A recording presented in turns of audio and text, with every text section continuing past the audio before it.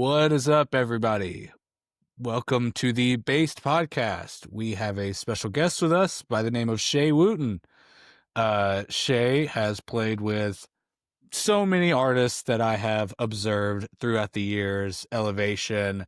Now I'm blanking on all the other ones. I saw him a million times in John Mark McMillan.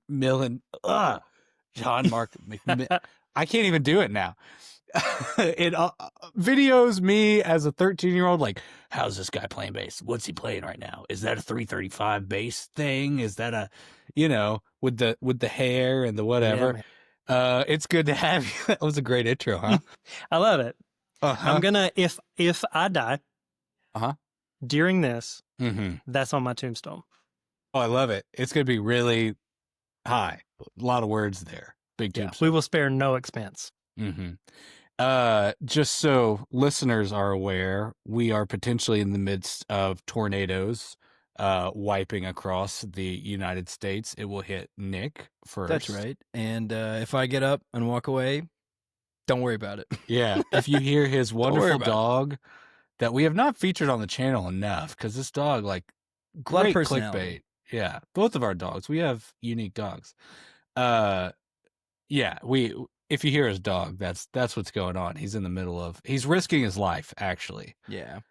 To make this happen. So, you better make this episode worth it, Shae. Like, what are we? I've got jokes. Okay. I've got so much jokes. This is good. Okay. So, I really don't know where to start. But when I think about your approach to bass, and you can correct me if I'm wrong about your approach to bass, but there's kind of the worship guy thing has kind of happened at some point, and there's certain pedals they pick, certain basses they pick, whatever. You were the first guy that I saw to run really dirty bass. How did that happen? When did you be like, suddenly I'm allowed to bring a Rat pedal, and this is awesome, and I'm a rock star now? Yeah, well, the Rat was what I used with JM, with John Mark, all those years. Perfect. Yeah, it was my freaking favorite. And then somebody stole my bag at South by Southwest at a showcase. And I never bought another Rat. Just no more Rats. For me, I've just always been a band guy first. Mm-hmm. And so the worship guy, the church thing happened kind of way later. I would always play in church when I was in town, but it was never like a thing. So people would start asking me to play on their records just because of other things they had heard. So I would always ask like, hey, I'm going to be me. Let's find the line and then let's pull it back. Mm-hmm. And luckily I had enough people that let me try or let me fail or both. And, I was kind of able to do just my thing. Just let music inspire me and not like, I don't know. Yeah. A caveat, I guess. That's perfect. I love that. Do you think being a band guy first really helped you and help people who want to play like you or play what you play? Like, is that important? It was for me because I learned off of, I think it was very seldom that I learned off of records that weren't bands like growing up. Mm-hmm. So it was always like, what's happening? It was never like this session guy or this thing. That like came much later when I knew I needed to fill in some gaps, like around like 1920. So I think I didn't have like a set of rules or what I thought was necessary or normal or allowed. Mm-hmm. And luckily with that, I know I said this a second ago, but it's what I always go back to. Enough people let me fail when I was coming up and we're like, hey, maybe not that, maybe let's, and luckily, thankfully enough, it finally came together. So for me, it was definitely the band guy thing. And then I had to fill in gaps like later of like, well, how do I fit into this context? How do I do this? Sure. But yeah, the band guy thing, and it definitely still marks me like very hard. Yeah, I love that. Okay, because for people who are maybe outside of the evangelical space, this massive shift happened in the music with the Hillsongs and the Elevations or whatever, where all of a sudden, even, a Vice News is going, holy crap, this music's really good. We kind of get that, because you have all these just absolute badass musicians just killing it. And, a lot of times you get guys that are also on the road playing with big country acts and playing with big rock acts or whatever. Yeah. And now all of a sudden those guys are playing at churches too and bringing in all that kind of stuff. I also think one of my most foundational bands, The Killers, was probably because I saw the Dukes constantly post about The Killers. And then all the worship music started sounding like The Killers.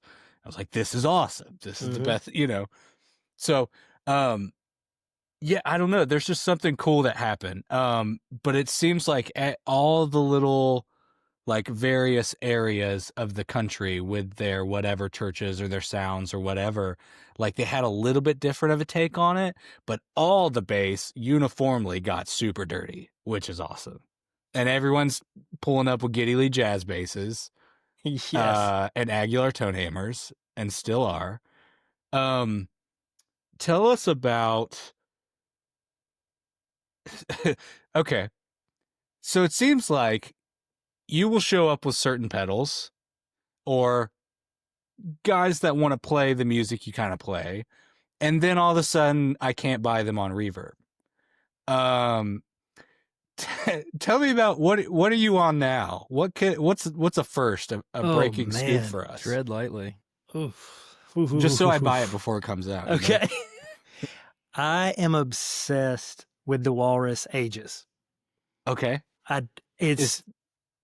ahead. Does that have the little foot pedal-y thing, or am I thinking of something different? That's the Melee. Okay. Love the Melee. Cool. The Melee appeals to every shoegaze fiber that lives in my body. It is an incredible pedal. But the Ages has been like my go-to for overdrive. And I think I've got 4 of them on my shelf right now. And I'll use that as different gain staging. Okay. It is my absolute favorite. Let's see what else is going on these days. Oh, you got me on to the Union Lab compressor. Okay. Yeah. And that thing freaking rules. It's so good. It has replaced my Cali. Nothing against the Cali. Keep the Cali. Cali's great. They're awesome. But that thing is so musical and so nice. Mm-hmm. And it just sits perfect. And I love it. Yep. Just like a little spongy, but it like respects what you're doing. Whereas like 1176 is more like I'm going to bring you to the front. Yes. And that, like, to me, I don't like what I sound like in the front, I want to be like a little back, a little reserved. We could use a little makeup. There's nothing wrong with a little makeup. And it's got the little LED that changes colors, the different compression stages. It's just it's so simple. It's 2 knobs. I stole it. I saw Pino show up with it one time. And I was like, okay, this finally put me over the edge. And if you crack it open, it's like an optical circuit. Like, there's nothing special about it, but it's not a pedal-sized. Like, it's just an LA2A optical circuit. Oh, that's cool. I have not done that. I'm not brave enough. Yeah, it's dope. And that's all it takes. You just don't have to be like, I'm going to put an LA2A in a pedal, but make it the size of your toenail, like, and you're like, it's literally not. Also, you don't know how big my toenails are, but well, I assume fairly large from the comment. Right, yeah. But before that, I had no gauge. Exactly. So, I guess the other thing that always sticks out when I see like the gear you're showing up with, I'm thinking usually of P basses, but you played maybe a jazz bass for a long time too. Jazz bass is my favorite. Okay. Late comer to the P bass. I've got a 06 American Jazz that has been my bread and butter for the last 20 years. It is incredible. Before that, it was, you were saying, is this guy showing up with a 335? It was my Guild Starfire that I tried to shoehorn into everything. And I think John Mark loved the way it looked. Sure. Like, yeah, we'll figure it out. Just play that. Yeah. But yeah, jazz bass, and still jazz bass over P bass. I record a lot with the P bass, especially from home. Love it. It is the perfect bass, but a jazz bass, there's nothing like it. Crisp, clean with a pick, clean or dirty. It is perfect. Yep. See, I've always kind of preferred the 2 pickup thing. It doesn't even matter if it's a jazz bass or like my Yamahas or whatever. Like, I like what the 2 pickup thing does. I feel like it hides some of my mistakes too. Like, I can kind of get away with a little bit of inconsistency. I feel like it does the opposite with me. Really? I feel like a P bass, I've got to be dead on, but a jazz bass, there's a little bit of. Well, that's what I'm saying. Yeah. I said that completely backwards. That's not what I meant. Oh, really? Yes. I feel like a jazz bass, I have to be dead on. P bass, I've got a little bit. Cool. That's how I feel. I've been like teetering as well. Like P bass, ride or die. I love it. But lately, I got a hold of this jazz, and it's got some of those. Carson, what did I tell you they are? Those. The one with Fralins that you posted about? Yes. And it has the best pickup covers in the world. The cream. Yes. The cream of the crop, man. Dude, I have only played this bass. Barring 2 specific gigs, I have only played this jazz bass. And dude, like the way you're right, it's the way it takes drive and the way that you can like cool it off if you want. I've just been playing the tone knob. And like I've got like a preset that I like a lot, and like rolling the tone off, like it almost doesn't let like a lot of that top end where the grit really is, it doesn't really let it come out. But then I could like roll it on just like a quarter on, and it's like, oh, it's there, especially with the pick. It's been fun, man. I never thought I'd be back in a jazz bass. So when you're doing country, are you using both pickups or just the front pickup? Both. If I'm playing on my road gig, I only play the P. Gotcha. Sadly, but honestly, most of these songs, like I would move my fingers up on like basically over the 12th fret to get like the tubbiness, like the roundness before I would do like the pickup thing, especially since the jazz, it'll just start humming so bad. And all these bars out here are just like the dirtiest power on earth. So like I don't need the guitar player looking over and be like, what's that noise, man? What's that little buzz you got going? You know? Yeah. So I just have been leaving it. I'll if it's something specific, I'll move it. But like honestly, I find myself basically middle, but then we'll end up doing something funky or like dude, I'm obsessed with that Journey, like the Don't Stop Believin' tone, like the super like right at the bridge. Like I mean, it almost sounds like he's playing on the bridge, like very, very far up, and it's so like just in your nose, but it's in your face. Like it's so cool, and I've been just using that a bunch. Like I'm a new person recently because of this jazz bass. It's so funny to say that. I like that. Nice. Rediscovering. Okay, so both of you are HX Stomp users. Yes. How did the HX Stomp thing for you, Shae, come about? And is there a specific task you use it for, or do you use it as a catch-all or a routing tool or what? Like, what's your approach? Well, that is a great question. I was so anti anything digital, and I was anti 5 strings. I was that guy, it's rock and roll, is right, whatever. And I would not play anything like that. And then the Stomp came out, and I was like, I could use this. And I got it just to try it out. And I was freaking blown away. So the way I use it now, I use it in my chain. So I always use the Noble. Sometimes depending on like the kind of space I have, or if I'm doing a quick fly date or something, I'll use the Tone X1, and I'll use some captures that I've made. Yes. And I still need to send those to you. I forgot. They're amazing. Good. And you save so much space. It's awesome. So easy. And then, so I always have that as my last little situation on the pedal board, Noble or that. And then the Stomp is like my catch-all. So I've got like a few settings, but then I always have like 6 go-tos, like a chorus that's my go-to, a reverb, like a sub-octave that I'll do, and a few other things depending on the gig. And then you're talking about the noise. I keep a gate on the front of mine to try to catch a little bit from drives or anything like that. And that is so handy. Having a backup tuner on it is so handy. And that's kind of the thing. Where it got a lot of love for me originally was in the studio, where like it never happens that you're like, somebody's like, can we do an envelope filter thing on this? Right. Well, I didn't bring everything on, but now you've like got it. And I love tracking like auxiliary parts on records and trying to make my bass sound as weird as possible. That's like for awesome. any like ethereal stuff. And then you can do it. Like you can even do it and not know. You can be like, I don't know what this is. And cook up something so great. And that's where it's really like just kind of bridged a like gap creatively in my mind where I don't have to worry or stress. Like I know what I need is going to be there. Is that kind of the experience that you've had, Nick? I know you use it with guitar too. Yeah, I use it for everything, honestly. Like even in the hotel room, like as like a little interface if you have to. Like it's like the coolest little thing. I use it. The biggest thing I've been using it for is to put drives in the effects loop that I could mix in. If I was in a position where I could run like a couple outs, like I would do that. But the 90% of my gigs are just like whoever is running front of house at this point, like on like playing downtown or you know, whatever. It's like, I'm just going to send one, and it helps me really get like, as much as I wish I could send like a slammed and then like a really fundamental like DI tone, like I just can't, it's not possible for me. So I use that for routing quite a bit.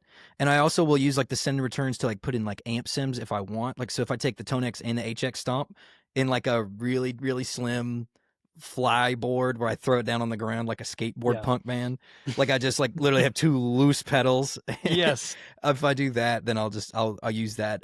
But then I'm like you, where I'm like, well, I do all these cover gigs or whatever. It's like, oh, well, you know, what if I need that one weird thing or the one weird drive, or like I was playing with some guys, I think I've said this before, but I was playing with some guys that love to do the Mr. Big stuff, like the Billy Sheehan, and he's literally got his own presets. There's like so few things that can get you into that like specific echelon of drive, but the fact that he's got like, oh yeah, I made this and I can just download it. Like, it's awesome. It's great. It's so cool. It's so great. With like 2% of the talent, that's me up there. At least I got the tone right.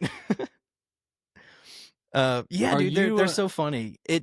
Real quick, it's funny because I've been thinking about like you bringing like funny pedals to church or on a gig or whatever, because that's just like pretty standard now. Like obviously everybody's gonna have like a slam drive. Like everybody's gonna have their octa pedal. It's not weird to show up with like a little micro synth or whatever. It's not weird at all. It's not weird to have a chorus on your baseboard or a volume pedal at this point. I'm gonna out Carson and say this will turn into a question, but I'm gonna out Carson. The one time I remember laughing, it was probably 2012, and this is not normal. He was rocking this like kind of like drive board, like kind of like it was your DI slash board days. Or sorry, your rack slash board. So he was bringing like a rack and a board, and it was awesome. And he showed up with this, I'll never forget. It's like Wednesday night for like a student's ministry thing. Yeah. And he's got a ring modulator. And I was like, oh my gosh, there's no way. And he was like rolling with it. And then, you know, I look back and I'm like, applause for trying, you know? Wait. It was I did not have a ring modulator. You did. I had a it was a ring mod. And now I'm not even going to remember what it's called. It was a ring mod. It's like the digital. It's not a bit crusher. It was a bit crusher. Here, which sounds stupid, but I will defend this. Okay, I have never gotten along with the microsynth. I sound like garbage when I play it. It freaks out or whatever, and everyone tries to make it do this one thing that I can make a bit crusher do. It sounds almost the same, and I don't have to worry about tracking because half the time I'm playing a 5-string, or like all my 4-strings are BEAD now. So I'm playing a 4-string, but I'm sometimes playing pretty low. Sorry, guys. I'm giving away my secrets here. I mean, whatever helps get you there. I just remember thinking, that's so funny. So my question for you would be, when's the last time you brought something and somebody was like, what are you doing? Do you remember that pedal? Oh, yes. Like Let's see. a freeze pedal or something off Well, the wall. I've got something that's the opposite. So I had, it may have been a micro synth actually that was on my board. And I took it off. And so I had a space on there and I was going to SIR in Nashville to do some rehearsals. And I have this old Boss phase shifter, like the bright green, like the really ugly. I don't even know where it came from. I don't know how I have it. And so I was like, oh, this will be hilarious. On a breakdown in rehearsal, I'm going to turn that thing on and everybody's going to laugh. And then it was this drum and bass breakdown with this artist. And I turned it on and everybody went, Yep. that's it. That's the thing. And I was like, what? Oh, so that's nice. the opposite. And because of that, I had to leave the phase shifter on my board for like 6 months. Yeah, right. And then the Stomp comes around. You're like, at least I can just put a preset in here and like. But then I get weird, and I'm like, okay, well, the Stomp has phase shifters and stuff, but like, it's not this one, so I have to have this one, right? Is that how it works? And I will get caught up. Like, I have, like on this wall over here, it is 6 shelves that are screwed into the wall that are just full of pedals. It's everything from a Boss DS1 to a Big Sky, some old Dan Electro delays for slapback, like Those awesome little stuff, crappy the little stuff. funny shaped ones with Yeah, the like one the silver sandwich glass. pedals. Oh no, yeah, I've got those too. Right. Oh, okay, cool. Okay. Yeah. Nice. Those are fun. I love it. I'm just junky about stuff that I I'm love like, that. no, but one day this is going to be on a track.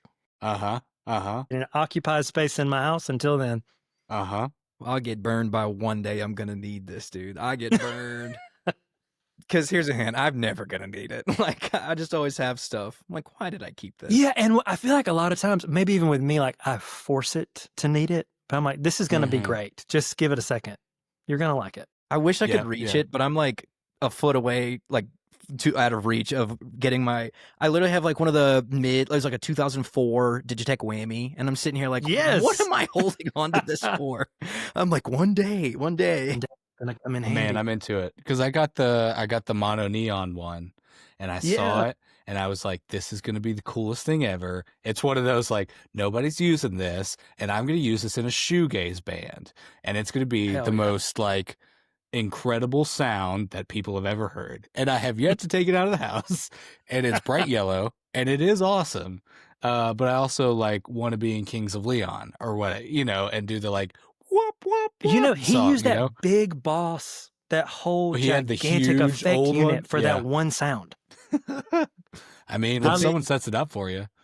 Yeah, exactly. Those were this is the wrong word, but unacceptable in the public eye. No, it totally was. You know what I mean? It totally was. At that time. In 2005, if you were rolling up with one of like the Digitech or the Boss multi-effects, it was like, this guy doesn't know ball. Like, this guy sucks. Yeah, $1,000,000%. Yeah, there's no way. Yeah. So this is what we're all going to go buy this after guy this. Only listens to like some jazz record that I can't pronounce. That's not good. I think there is such a weird, what's the best way to say this? Diversity in the bass community. And so many people think they have got it figured out. Like I was talking about me earlier. I was like, I would never play a 5-string. I would never play anything digital. Now I play a 5-string like 65% of the time. I have 2 digital pedals on my board right now. Like, yeah, it's whatever makes you come alive, whatever you sound good doing. And that's fine no matter what. And when you realize that, you're off to the races. Seriously. And it's just sometimes a little bit of just doing the exact opposite because you can. Because then we get the McGee's or, the thing that's getting popular now where he's showing up with bad Roland, rejected multi-effect pedals. Yes. Man, dude. Clapton's like, this guy is the greatest guitarist of my lifetime. And you're like, that's what, there is like a part of it that's psychological though. Like if you've kind of earned your spot, and put the work in and people start to like what you're doing and then people start to like what they are doing and they like what you're doing and it becomes this like waterfall thing. It's almost hilarious what you can get away with. Dude, have you? not only that, I'm sitting here playing these gigs going, all right, I'm going to really expose myself because Carson knows, and I've said this before, I'll use Are you going to talk about the tuning? Yes. So Carson I love knows, this. and I said it before, I'll use HX Stomp to go down a whole step, and I love it, or like a half step or whatever.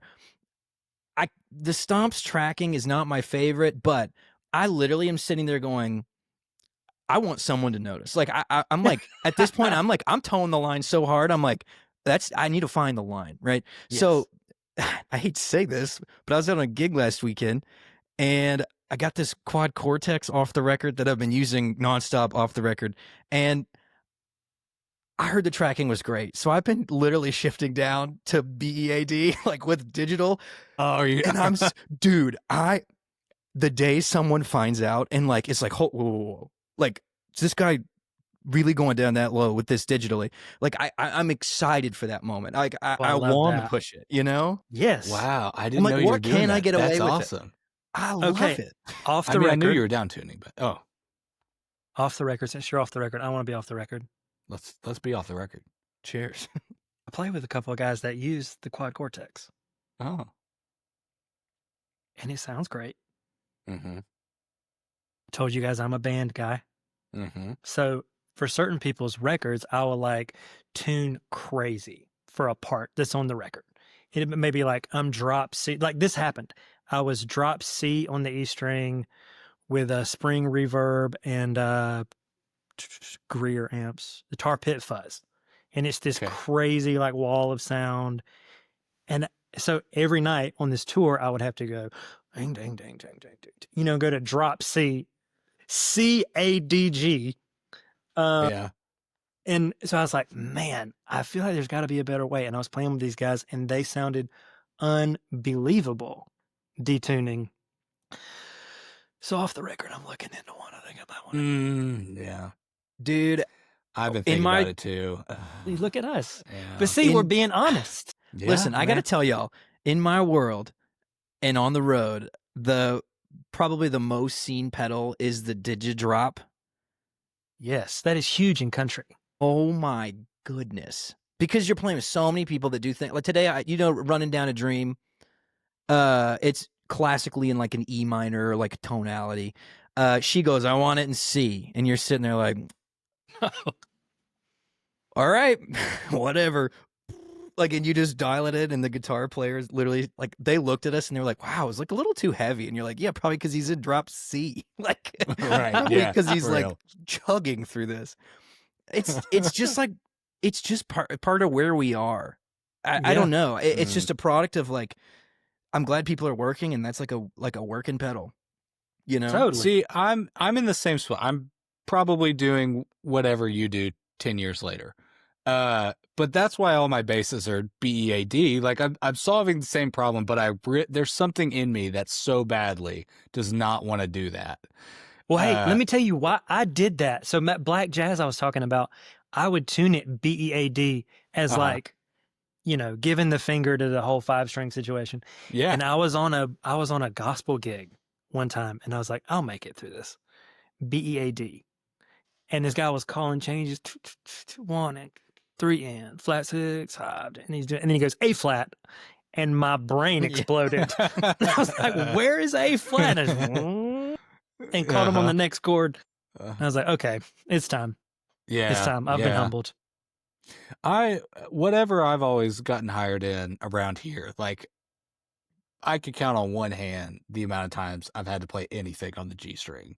And they're probably all in a cover band. And I don't really want to put my gear process around when I'm playing covers. So I'll fake it. Whatever Shania Twain's guy was programming, whatever, I'll just, get through it. And then just play. I feel like when I get hired for worship gigs, I'm hired at a more modern church than I've been hired at in a long time this Sunday. So I feel like a 5-string is pretty freaking essential at this point. Like there are, especially, you were also doing the Moog thing. I don't know if you still do. I do. So let's talk about that, because it was my excuse to be like, I don't want to bring that, So I just tone knob down and low. Here we go. You'll never know, kind of thing. So tell me about the Moog thing. How did that come about? What do you use it for?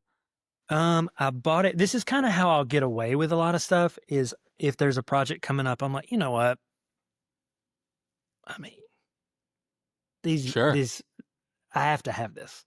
Yeah. And so there was a record, I think it was in 2019, and I like knew nothing about it. I could play like a little bit of keys, but I'm not like great.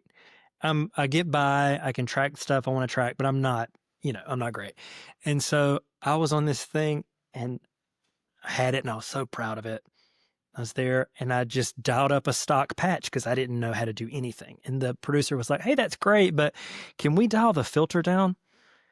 And I just was panicked. Everybody was looking at me on the floor and I just went, and I was like, it's got to be the biggest knob, right? Of course. I turned it down. I still didn't know what that did or what that meant. And he was like, oh, that's great. That's perfect. And I was like, here we go. Yes. I got this. And from then on, like I fell in love with it, like threw myself in, learned it. And I will go back and forth. So with the Stomp, this is just turning into a weird geared thing, but there's It always does. It never ending. It always does. Ending. I forget what it's called.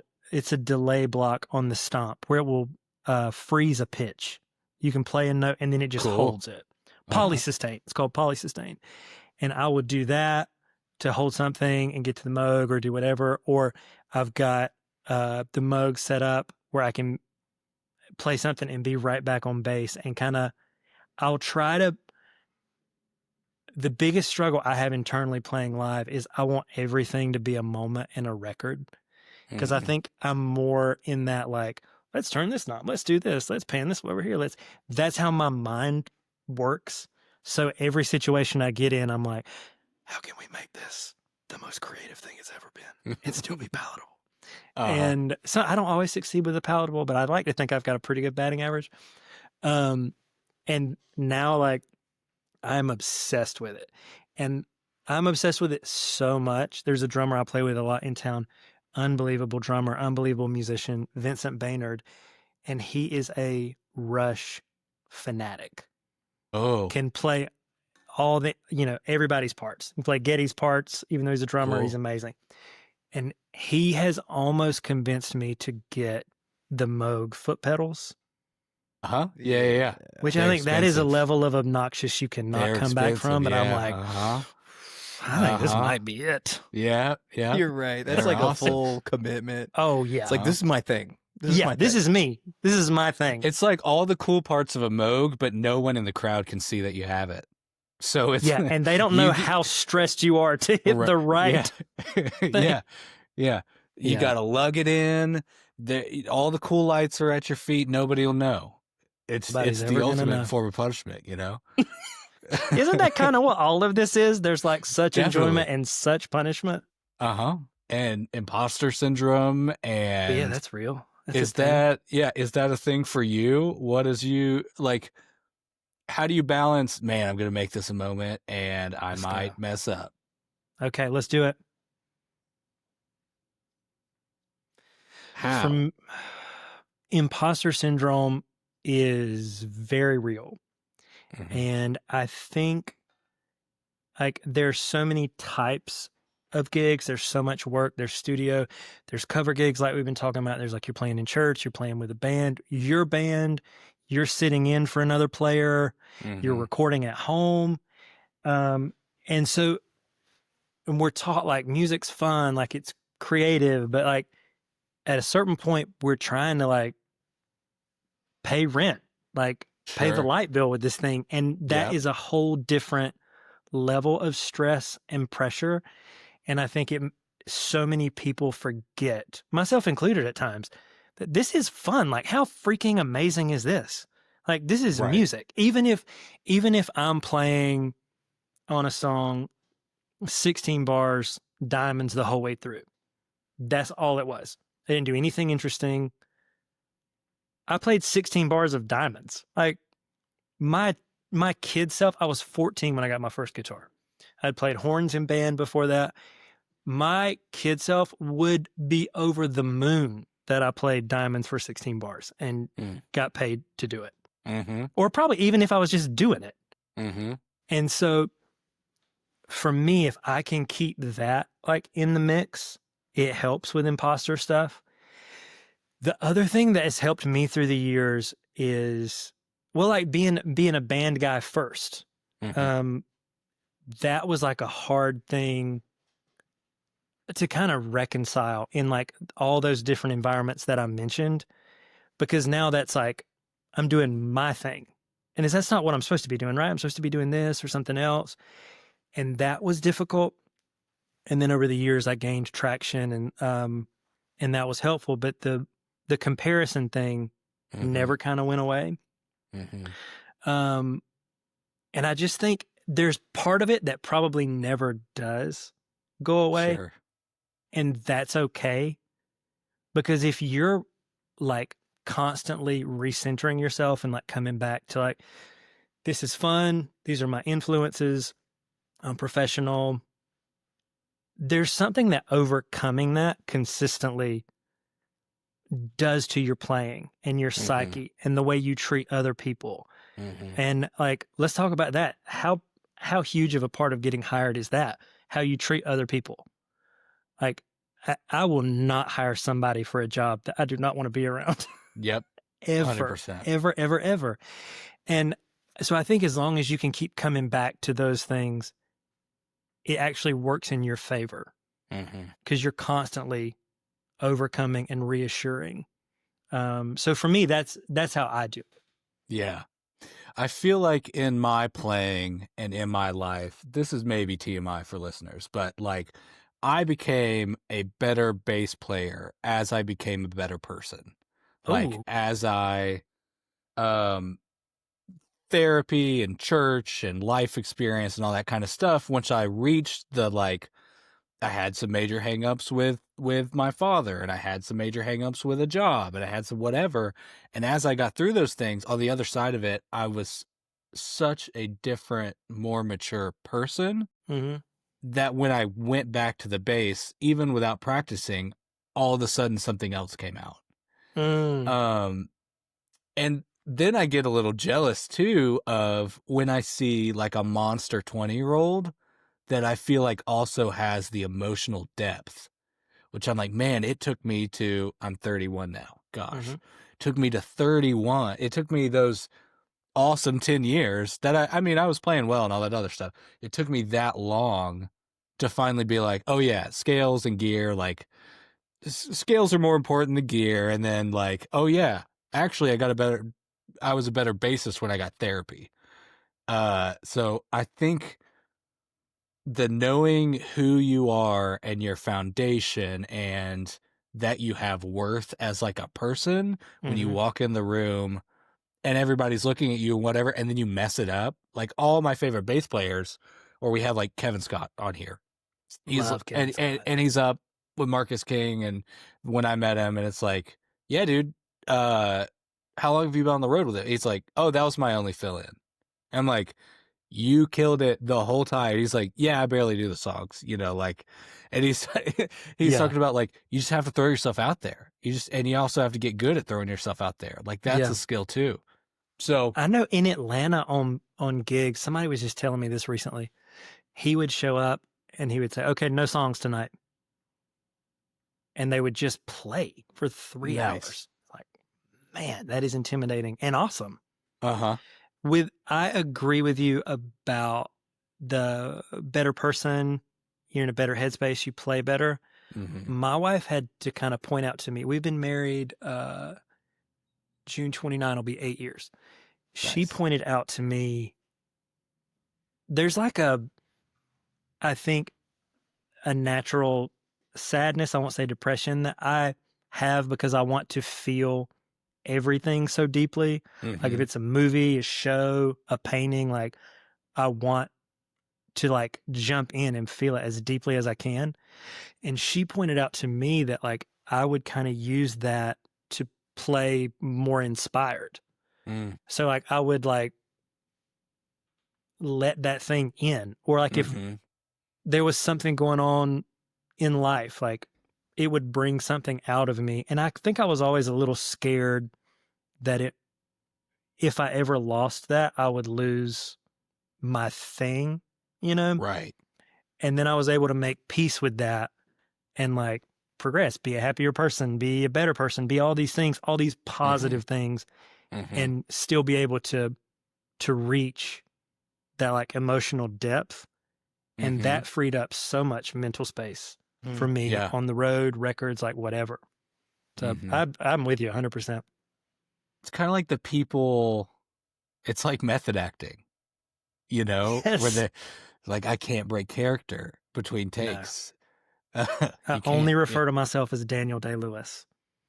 Perfect. Perfect.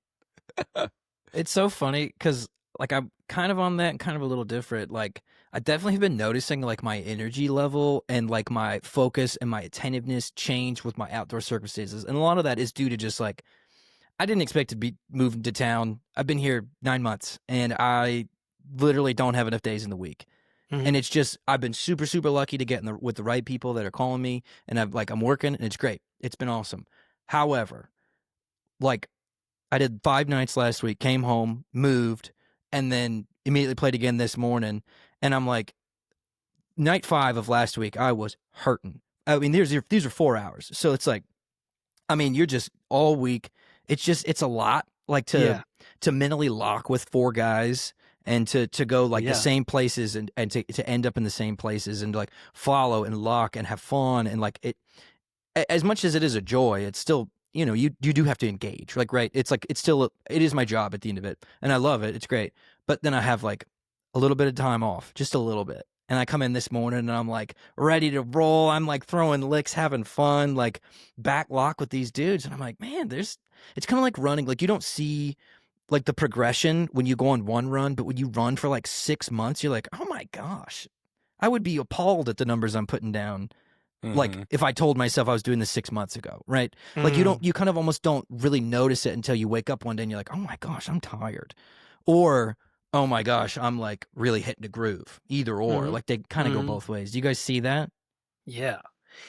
I think I've been averaging since COVID, like between 7 and 8 months a year on the road. Oh. And it's fun. It's awesome. But man, I did not know how to take care of myself like at the beginning of that stretch. And, you know, we had to figure it out like, hey, I'll fly home this day. You fly here. We'll do this like with my wife and like, and even how to communicate on the road. And that is such a big part of doing it. Like if it's like I'm doing 5 nights in a row in town, or I'm doing 5 nights in a row all up and down the West Coast, no matter what it is, there is still this like thing where you have to take care of yourself. And so you can find the balance like you're talking about and be in the groove, be firing. And yeah, it's a lot to balance, but it totally can be done. Do you have, on a lighter subject, do you have a creature comfort that you'd be willing to share, like, you know, your favorite deodorant that smells like home, you know, your favorite gummy worms? Is there like a thing that you always throw in the bag? Yes. My wife is from South Africa, and there's this like, it's almost like a shawl. And, you know, hand woven, and I bring that no matter what the gig is, and I keep it in my Moog case. Nice. And so I lay it over the Moog after sound check. And that's the last thing I do is take it off and put it in my guitar boat before I play. And it's just this nice, reminds me of her, reminds me of home, like reminds me what's important. Yeah. No matter what's about to happen, what's important. That's a big one. Straight up comfort. Love comfort. Oreos. Yes. Not double stuff. Not Finn. You lost me. What are you about to say? Give it twice the fun. I love it. Okay. All right. That's fine. In a pinch, that'll do. But just the regular, they got it right. The equation. It's true. Not the a man minis. of ratios. Not man the minis. of I ratios. feel like we can all agree on not the minis, but yeah. I mean, maybe at a baby shower. Sure. I don't even know what that means, but it feels appropriate. Yeah. It's like the size of my son's head, so he'd love it. There you go. Does he have the toenails that are the size of the Union Lab? Definitely. We've got some weird genetics going on over here, you know? What's We're your working on it.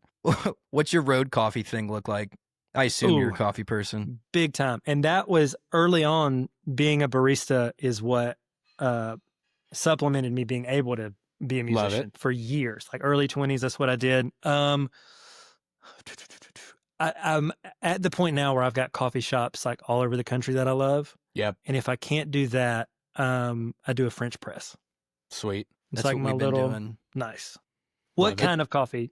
Beans anywhere, or do you bring them from home? Well, this was where it was a collision of a few different things. Now, mind you, I'm in a country band, so they tend to be they're not the coffee people, right? Mm. Yeah, no. So we were always doing K-cups. Well, one guy was like, "Hey, there's mold in all coffee." And I was like, "Okay." What? What do I do with this? And he info? goes, "I'm done with the plastics. I'm done with the coffee." And I was like, "Okay, Okay. I'd love to be done with the plastics. I'd love to be done with lack of health." So he goes, "All right, what are our options?" And I was like, "French press. It's basically you can make it with earth. Like you can. It's just you Yeah. don't need much to do it." And he was like, "Cool." So he's been buying this mold-free coffee. Oh, I don't know what it is. it's not even like that's the headline. Is I that don't it's know how- mold free? I don't know how they get the mold out, and I don't know what the mold is. But it doesn't have any. mold got in either. Doesn't have any mold, and it's pretty good. And we just do the French press. He got like a hand grinder. All We're right. doing Okay. it. So Just like I'm throw 'em saying, down. if I were to make a fire and boil the water myself, it would be Uh-huh. 100% earth made, and I think that's cool. So that's love what that. we've I been like doing. that. Yes. But across the country, I'm sure you've got spots. Corvus Coffee in Denver. Are you hip on Oh, this? so no, good. give it to me. Corvus. I need this. Carson Okay. put me on it. Corvus It's- is great. real Shoot, deal. there was another one in Denver that was really freaking Prodigy good. was solid to me. Prodigy. I think Prodigy was the one I went to the most when I did Red Rocks. And then, man, every time I go to Greenville, South Carolina, I feel Methodical, like dude. that's exactly what I was gonna say. It's so good. I would strike out with coffee every time I went to Greenville, and you know the internet's gotten a lot better. But even this time, I was born in Greenville. I never No lived way. there. My dad would move around, and we'd go to whatever radio station he would be on. We would move around. So later in life, now that I'm an adult, my mom and my family had moved back to Greenville, so that's where I go to see my family. Always found garbage coffee every time. Like even this time I was looking on Reddit, I was like, what are they're saying this like coffee down under on Main Street, garbage. I mean, we're going straight. I'll put this in the thumbnail or something. You know, all these like little Main Street coffee shops, absolute garbage every time. But there's a spot I started looking at where has La Marzocco machines, cuz I'm like, "Oh yeah. That's kind of a benchmark." So all of them will at least be like baseline, you know, third wave coffee or whatever, you know, hipster coffee, which is what I'm here for. Finally found Methodical on the way. We were leaving, first time having the baby in the car, you know, driving home to Kentucky. I looked it up and said, "Hey, this place called Methodical website looks insane." And they're finally open Monday morning. I think we went for like Easter or something. It's one of the first Easters I've ever not been hired at a church. So I'm like, I got to get out of town. Going to Methodical, it's like I found home. Like I'm buying bags, I'm buying like shot of espresso, the latte, the pastry. Like we're going down the menu. It was divine. So Good. It is Yeah. so good. What And I other guess- spots you got? What fire away. Oh, fire away. Okay. My favorite currently is Madcap in Grand Rapids, Michigan. They're in a couple of places, but Okay. I just love Grand Rapids. One of my favorites in the country just closed. I found out yesterday. King State in Tampa. Okay. That was like some of the Amber Lynn and August Burns Red guys. I may get that wrong, but it was definitely some of the Amber Lynn guys on it. Oddly enough, there's a quirky little spot in Albuquerque called Prism. And when you walk outside with your coffee, because it's Albuquerque, you can imagine you're in Breaking Bad. Uh-huh. And that's the biggest selling Perfect. point, probably. Definitely. So that one's great. The sugar's blue. Yeah, and they're right down the street from there. There is a candy store where they made the blue meth. Nice. It's Rock Candy, and Yeah. they were the place that made it. So you That's can go awesome. buy a little baggie of meth, eat while you're Totally. drinking your coffee. Okay, I have a question for you, Carson. You just said Oh. Red Rocks. Yeah. Red Rocks is like dream venue. I'm playing it in For sure. August for the first time. All right. Tell me what to expect. Okay. I would have different answers, and I'm going to assume, are you on in-ears? Yes. Then it'll be the biggest advice that I kept getting from people who had played Red Rocks is that the monitors sound weird and the room resonates weird. So if you're not a vocalist, you might not have that hard of a time. I was also told by someone I don't partake in substances, but they were like, hey, if you or any of your band partakes in substances, maybe cool it a little bit until you're feeling good and you've like adjusted to the atmosphere. So that was a big thing. But man, when the venue's full or pretty full, like by the end of our set when we played, it was full. It almost feels like they could fall down on you. Like the way you're standing, it's like I don't know, like looking at a book or something. It's really magical. Definite highlight of my life for sure. Yeah, I guess that's it. Like everything resonates a little different. Do you have an amp? Are you playing with an amp or ampless? Never do an amp live. Okay. Man, for this one, I mean, I always do an amp. I mean, for clubs, this small band. clubs, I play an amp, but other than that, I don't. I negotiated with our production situation and backlined a huge SVT. And so, like, even though, you know, we're the opening band, and so we're opening for the support band, and by the time all the cool gear's on stage, like, I've got about this much room for me and my toenail, you know? So I'm like, my feet can practically touch the front of the stage, and I'm like back, like the amp is touching my back, and it is the best feeling. Like that was awesome. Absolutely fantastic. So, yeah, to me, the food, if the catering is the same that we had, which I think they have like a particular catering situation there. Food was amazing. The way you enter has like I would just say be prepared for it to be as awesome as you want it to be. Like, don't be afraid to be a geek and take the photos at the side and the stuff, like the way they've decorated stuff and see all the cool artists. Like, it's awesome. Spend some time and make sure you sign the wall. I don't feel like I mean, for we were the opening band, but I'm signing the freaking wall. Yeah, if I'm absolutely. playing, you know, so make sure you go under to sign the wall and spend time looking at the other artists there because it's everybody. Like it's very inspirational. I guess the other thing is you might have an inclination to walk to the top just to see what it's like. Yeah. You got to know that's going to take a lot out of you. Okay. It is brutal. Just walking to the top, and you get these like hippie people that come in before sound check, and they're like stairmastering and working out because it's a national park. Do not be like them. Like I walked to the top just to see my mom. That was like the best tickets I could get my mom, and I'm like, I'm dying. Like this is bad. So yeah, I mean it was amazing. So congratulations. Thank you. Looking forward to it. That will be super cool. So you don't care to bring a large amp on larger stages? Because I find that sometimes having the immediacy behind you, even on in-ears, that just feedback, it humanizes it. Sometimes like when you're doing these like large, you know, big theaters, rooms, whatever, do you ever miss that, or do you just have like amazing in-ears that just give you the feel? Usually I'm like really lucky to have great engineers that just knock it out of the park. I'm like kind of paranoid about what an engineer is going to do with my stuff. For sure.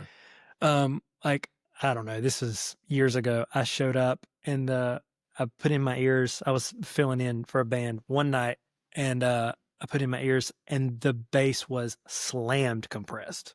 Mm-hmm. And I said, "Hey man, do you mind taking the compressor off the bass?" And he said, "Oh, there's not one." And I was like, "Yeah, it's like I can't. Yeah. it's a lot. It's pretty bad." And he was like, "Nope." And then gradually it got better, like through the sound check. And then in catering, he came up and slapped me on the shoulder and he said, "I'm going to be honest with you. I had a compressor on it."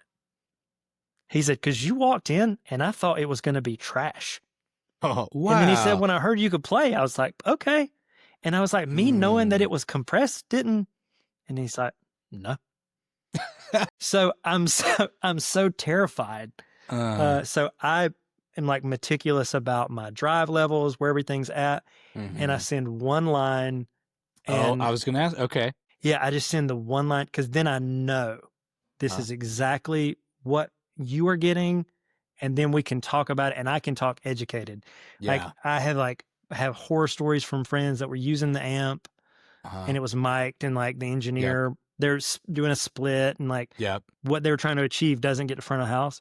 Yeah. So for that reason, I'm terrified to use it. The only time I'll do it is I'll bring a little flip top like with me to do club shows. Fun. And that's it. Yeah. Yeah, I mean, it adds up. It tracks. I feel that with the split line thing for sure. Totally. I want to be an amp guy. Let me say that. I do want to be an amp guy. I'm just not. Well, Sure. I hear that. I mean, I probably wouldn't be on the road, but Carson knows this. I just impulse bought a 410. Like, sorry, an 810 in a road case. Double the 10s. It was like the most stressed I've felt with cargo in my car. I was really worried. I don't have to bring it in my house. It just stays in the trailer forever. And so I'm like, that's about the only circumstance I could own this amp. So I bought it and I've been bringing it. Dude, we just did Credit One in South Carolina. Yeah. It's a tennis stadium. But yeah, we should talk about that. Dude, we were open for Cody Johnson and cool. Super cool bass player. By the way, he had his Sideways, and I was like, "Oh, that's cool, that's cool." And you know, when you're the opening band of 3, you're like, "Well, we've got about this much room deep, and we've got like the whole width of this huge stage wide." So we just look like an indie band up there. Well, I was like, "All right, I'll lay it flat and just roll." 10 seconds, and literally, guy from front of house it's Claire. Claire Global was running it, and he literally radios up to stage, goes, "Hey, can you tell that guy to turn it down?" And my jaw hit the floor. I was like, "In a stadium? That's crazy." Right. Even like, here? I mean, that's like, come on. It's like sound guys they don't want speakers, period. They just want me home, man. It's crazy. It's a control thing, and like that, at the end of the day, I think we've talked about it a lot. Like, you got to trust that front of house person, and if I don't think there's anything wrong with playing some games if you don't feel like you can trust that front of house person. You know? Yeah. Like, if you're on a full tour with this guy and he wants a clean line and you trust whatever, like, I will totally give it to you. But if we don't have that conversation, you're getting all dirty. And a lot of times if I have an amp and I know that we're taking only my signal for my pedal board, which I will do a lot if I'm on in-ears too, I will turn the bass knob all the way up on my amp and suck all the treble out and then just keep it as low as I can to just like almost like a butt kicker or something. But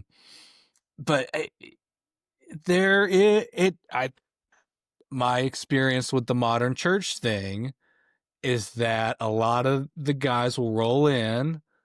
Maybe they've got a volunteer, maybe they're not, maybe they're on their like 20th service shift in a row, and they just want to preset the hell out of everything. Like, and so they've got their dirty channel on you, and they've got their whatever, and they don't like, maybe a little too cynical, but it's like, you're a warm body that's playing the bass versus like, hey man, can we make this like like this PA costs more than, you know, my family and my family's family has ever even touched. Like, this room is more dialed in than a Red Rocks or a whatever. Like, could this be good, please? Yeah, I'm standing behind the largest LED wall in Tennessee, and you're like, okay. Right. Yeah. What if we just because somebody has a Ferrari doesn't mean they know how to drive it, is the thing I've encountered in my 20 years Yep. on the road. Yep. And night to night, room to room, it's a hard job. Like, it's a really Yeah. hard job, and sound check is short, and so Mhm. all the caveats in the world, but like, it's a little hard, especially for the people that don't care about bass at all. They don't. It's kick, snare, vocal. Man, Nashville. I gotta shout out Corey Edwards. He's the best. Okay, He's the front of house guy. Uh-huh. And we take time day one. We have rehearsals wherever it's at, if we're at SIR or wherever we are. And then day one, first venue, we go back through and we make sure bass is absolutely dialed. That's awesome. And then we do not have to think about it again the rest of the tour. Yep. For that kind of person, it's like, what do you want? I'll do anything. I'll take a pedal off if you want. I'll do you can have it all. He got me to try a Sans amp, which I was also against. No 5 strings, no digital pedals, no Sans amps. That's the camp. And I tried it and I liked it. It lasted a couple of tours, and that's on my shelf. Now it's on the shelf. That's the one. So I'm the opposite of you guys. You guys keep pedals. I get a wild hair and something that's just out of my price range, and then I start selling stuff that I probably shouldn't. And I have bought a Sans amp, the black one, probably 5 times. And I have bought this one recently. One from you. You probably have. I bought this one recently, and I've not used it one time, but I refuse. Like, it has to be on the shelf now. We've had Dwayne Lundy on the podcast. He produced Abby's album, all that stuff. And he is very much, we use a Sans amp. Because what's the mixer's name? I'm gonna get in trouble for not knowing it. He did like Black Keys Brothers, Chad Blake. Yes. Chad Blake uses a Sans amp, plug-in and hardware on almost everything. Okay. Like, to this day, bass, vocals, like elements of mixes, like his thing was the sound of the Sans amp. So you get a lot of those mixes with, especially the indie artists that made the charts. A lot of those guys were Chad Blake mixes, and that's what he would do. And people who like certain parts of that style will do, or they'll be like, well, I'm not going to put a Sans amp on anything. I'm not Chad Blake, but the bass is going to get a Sans amp, even if the blend's not on, they're just using it as the DI. And sometimes it's to like tap into that energy. I have one for that reason right now, where I could be like, well, it's over there if I need it, but it takes you to Scoop Town pretty quick, It can. Scoop Town, USA. Let me back up really quick, because I started thinking more about what you're saying. So you're saying you're a band guy, and I will say there's not every gig that I'm going to bring an amp solely based off of what the band needs and wants on that stage. Because, like, especially if you're playing small clubs, like, I don't want to be like it just trapping in the corner and literally blowing up the drummer. Like, I'm definitely conscious of that, but I've started playing with these guys, and it's just like a honky-tonk band. Like, no tracks, steel guitar, electric, bass, drums, singer. That's it. Yeah. And the amp felt right. Like, those guys are pushing amps. In that situation, totally. Yeah, I was always going direct, because, it's large PAs. It's like it's always going to be fine. But I started thinking, I might need to match that. And the feel of the band, like, it just feels like a bunch of dudes getting up there and just, like, rocking for an hour and 15, hour and a half. And it like made the gig. So that was my very late thought about band feel. I like that, being a band guy. That's cool. I love that. I love that you're using it for that. Yeah, I think my rule with amps, my mic moved maybe. My rule with amps now, I did the SVT thing for a second. I have a B15, which is awesome. Like, I do love, I saw Counting Crows, and their bass player had a mic'd up B15 on a huge stage. Thought that was the coolest thing ever. And they were on in-ears. And so if I'm micing stuff up and on a tour to that level, but most of the stuff I do is van tours. And I don't want any amp when I'm on tour using an amp that has to have a sweet spot. That's my line. If you have to hit the tube a certain way, if you have to hit the whatever, I don't want it, because like Nick was saying, like, venue to venue, the SVT's gonna sound like crap if it's not a little cranked. It's gonna sound like, it's like you can breathe on the knob. Like, it's crap, amazing, and then like compression. That's like your options there, And so if you can't run it there, it sounds like dookie. And I also hate digital amps as a rule. Like I've never like found the digital amp that's right. I mean, I'm using the Jadfer amp and it's Class G, which is not exactly digital. And that's I've been the happiest with that. And the Quilter amp that is a digital amp. The Quilters are really cool. But I also digital amps feel like toys to me. And whether it's psychological or not, it's like whatever. So when people use it and it's, what's the best way to say this? So much saturation that it doesn't feel like a bass amp. Yep. That's kind of weird to me for live. Everybody do your own thing. I'm not saying it's bad. It's just not my thing. Yeah. I will use digital amps sometimes, like tracking or whatever, but like, yeah,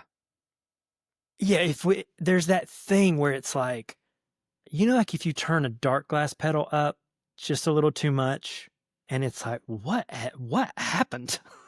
right. Yeah. That's the way I feel like something will happen with digital amps, and it's like, oh my gosh. Yep. And it happens quick. Yep. Very quick. Yep. I do want to try the Jadfer. I haven't had the opportunity, but they seem incredible. It's dope. There's quite a wait. So many people are getting hip to it that it's hard to get your hands on them. Who was I talking to? I hope I'm saying his name right. David Curran. Yeah, Curran. Yeah.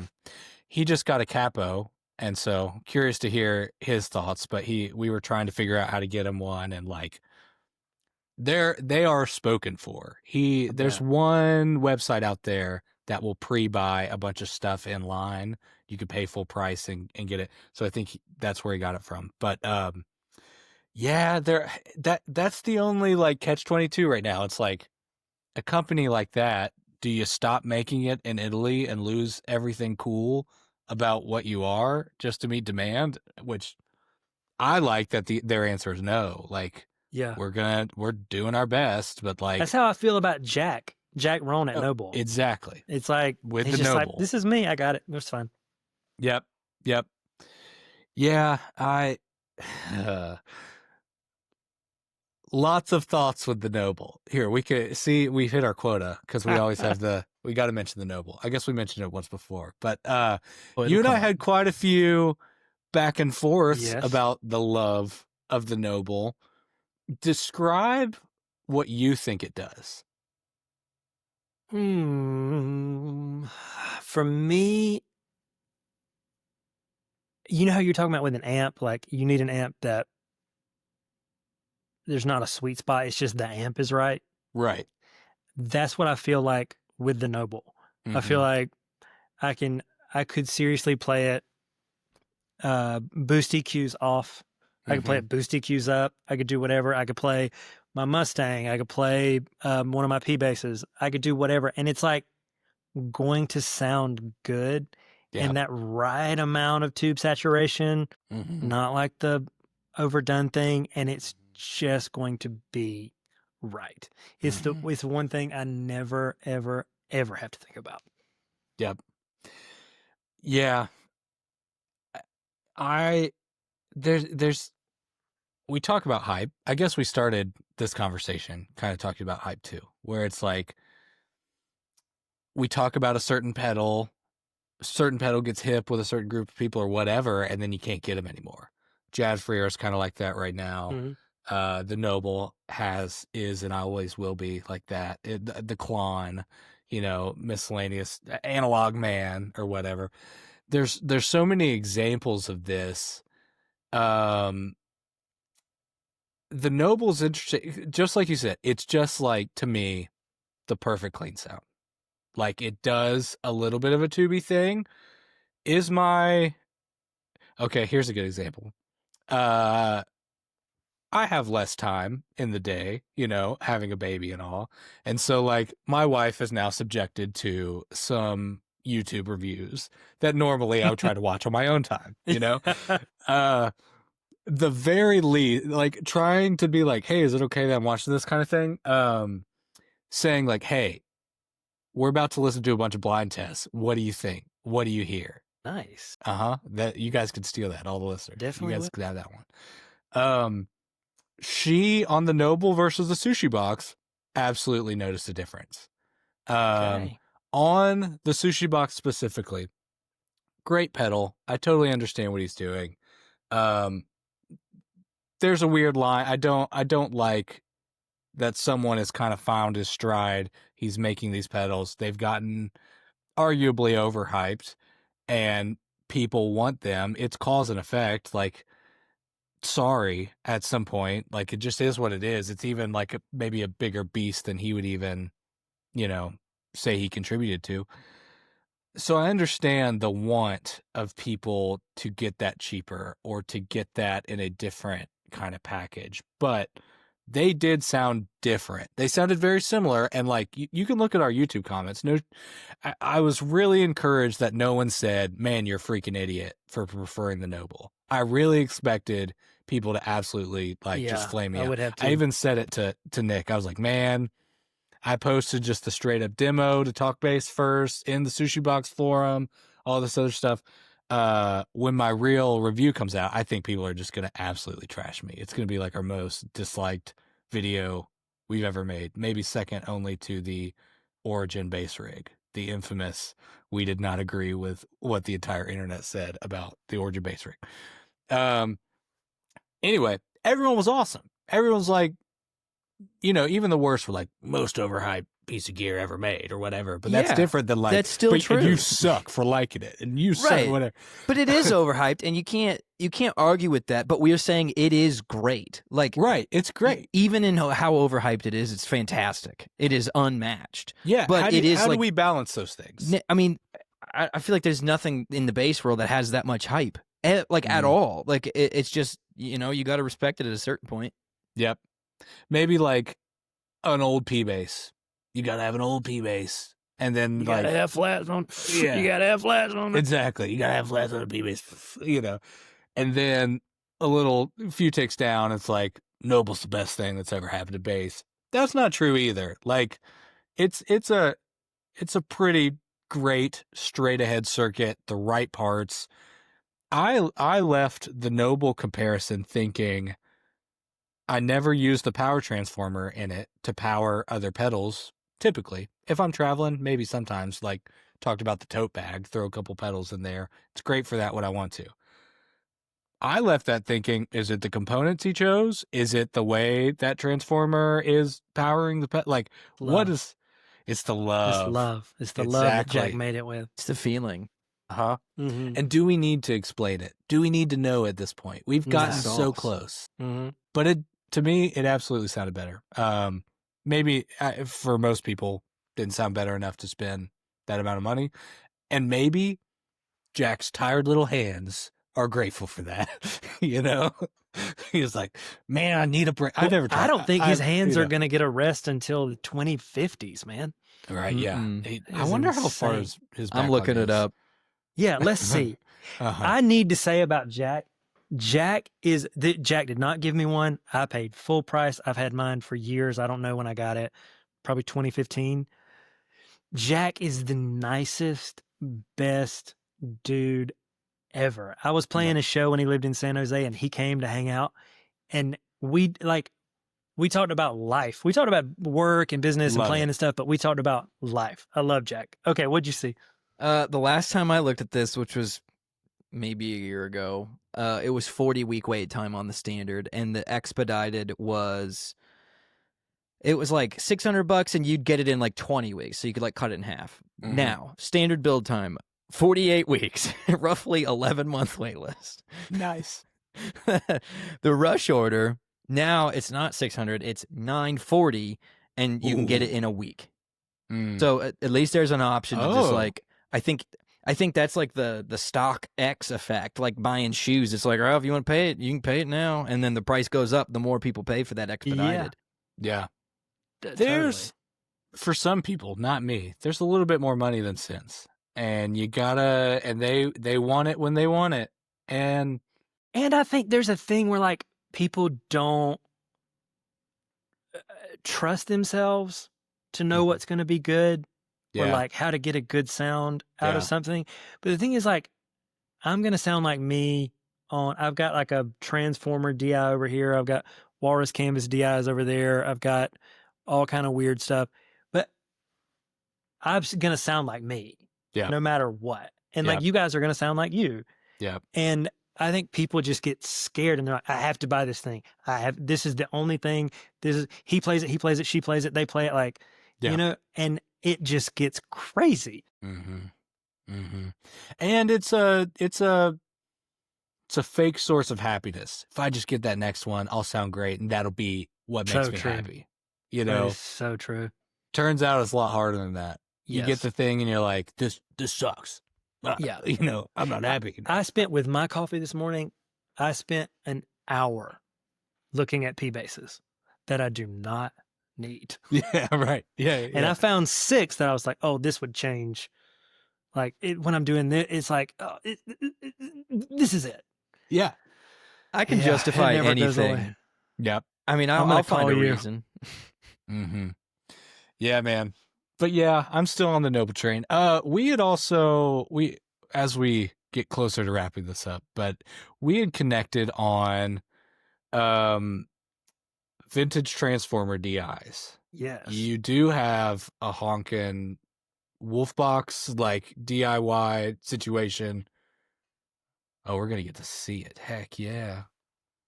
Oh, baby, look at that. Doesn't it look like a fog machine? Like I'm going to DJ a wedding or something? It is gigantic. I don't even know. Look at my face. Is it bigger than my face if I hold it like this? Yeah, absolutely. It's huge. It's about as big as your tombstone's going to be, as we talked about.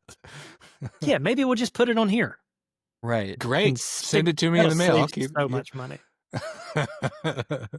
What transformer is it? What does it say on it? Is it UTC? It is UTC. Okay. LS12X. Great. What are you hearing when you plug into that? What do you feel when you plug into that versus maybe the Noble? A very balanced, drier signal, but that is still very powerful and saturated. So like I can go with it, I can get vintage, I can get modern, I can get anything, but it is just this like extremely powerful one and done. It's over. I even track Moog through it. Like I love it. It's incredible. An engineer I was doing a few projects with in California swore by him, and I was like, all right. And it was that with the Noble. At that point, was my favorite tone I'd ever gotten on a record. And so Noble in front. Noble in front. That in the back. Cool. I like it. My experience, so I got like what's it called? I got a Motown DI with the old transformer in it. Absolutely overpaid for it because it was going to make me happy, right? Hey, but you didn't have to wait 48 weeks. Like those people to wait 48 weeks. Yeah, this is going to go up in value. It's a good investment, man. It's a timeshare. Precious metals are on the rise right now, you know? When I plugged into it, and it's a way different transformer than what you have. Yours is way bigger, and I think I was being a nerd about it, and I think it was reverse engineered more for a bigger piece of rack gear. The Motown Triad transformer, it's what James Jamerson and the Motown chain or whatever. I mean, it was only part of that signal. It was the first part. A lot of people don't say that, but I found it almost kind of felt like compression, and I felt like, which is sort of what I've said about the Noble before. It feels like compression. It feels a little dark. I can do the thumpy thing, but I found when I drive something into it, it gets really cool. Someone did this really cool. He's a guitar player and always wears the like cool sunglasses on Instagram. He did a video on like, what do you hear when you hear a vintage transformer or whatever? And he had, I think, a Triad A11J, and he kind of showed like it, at least for this transformer, it was completely clean, like way cleaner than even a modern, I don't know, whatever the modern one you throw around right now is. You know, it was way cleaner actually, which I didn't expect that answer. And then when you get to the sub bass frequencies, it's like way dirty. Just like immediately dirty. Okay. Which I was like, well, at least I can see some graphs and some numbers here about like maybe what I'm experiencing. but I loved the Motown DI with the 29 pedals Una right in front of it. You told me about that. I had no idea what that was. I can't even tell you what Story of my I had the life, guy on the dude. podcast on, and I'm like, he wakes up and he's like, oh my gosh, I'm neck deep in talk bass from 14 years ago, and I found this one guy that was creating clones of this one thing. So I messaged the guy. And in a year, this little area of the conversation is going to have a whole different meaning. Nick, jerk. The Una, it deals with impedance. He doesn't really call it a buffer, but it's like functions like a buffer. All I can say is it does add a little bit of volume, which maybe he or the marketing or whatever would say something like that is bringing your like recovering signal loss from your cable. All I know is I plug it in and I turn it on and it sounds amazing. Like half the time I don't know what it does and I want to throw it on my pedal board for that reason, even when I don't really need it there. And when he was on the podcast too, there was kind of a moment where it's like, well, is the Motown sound part of that is hanging the impedance, like he's plugging into this huge passive transformer with his passive bass, and that's going to a preamp.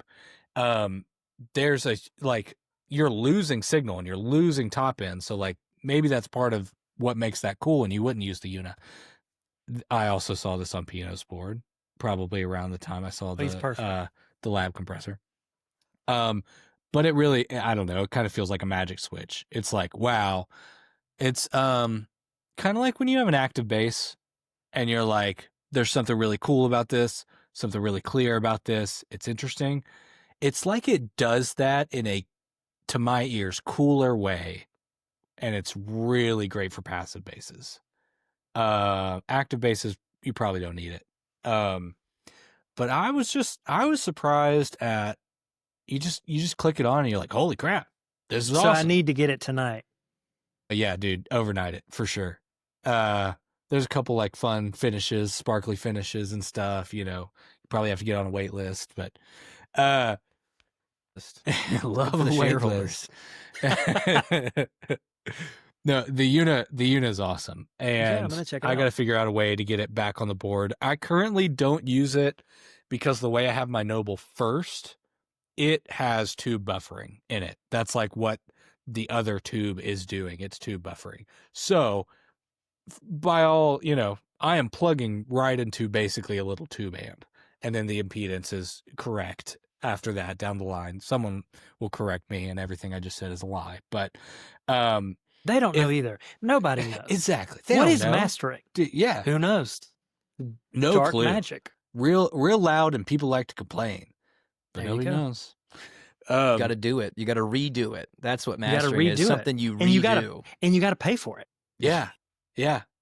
Every time. Yeah. Could it have a little less, bop, bop, you know? Being a mastering engineer is my retirement plan. And that is 100% true. I've got a buddy that says, at what point does like the price of art turn into embezzlement? That's what mastering is. Right. Yeah. Well, you get the real legit Put that on the back of the tombstone. Yeah. Flip around.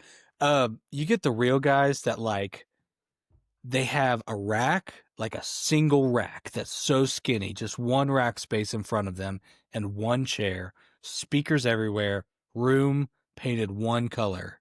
And it's like there's maybe 2 cables in there. And that's like their little dojo. That is, I mean, it sounds great. It sounds like a great lifestyle. Good work if you can find it. Yeah, right. I mean, that's all I'm going to say is AI is coming for that one a lot sooner than the bass players. I'm not happy about it. We're literally bass players sitting here talking about, you know who's come for our jobs? It's AI, but his name's Ableton. And right, yeah, our jobs are gone, dude. Like, I don't know. Everybody was like, oh, Moog's going to put the bass player out, you know, and everyone's going to have synth basses. No, dude, the playback. We survived that one. The human spirit, like a rock, you know? The Play Audio 12 might have done it for real. You might be onto something. Yeah, it was a direct shot. Well, anyway, on a light note, this has been awesome. We really appreciate having you. Well, thanks for having me. This has been a blast. This has been a great conversation. Follow Shae on Instagram. good Instagram follow. You have some great YouTube breakdowns. Various different channels have posted it, but like where you're going through tones and what you're thinking and what you're playing.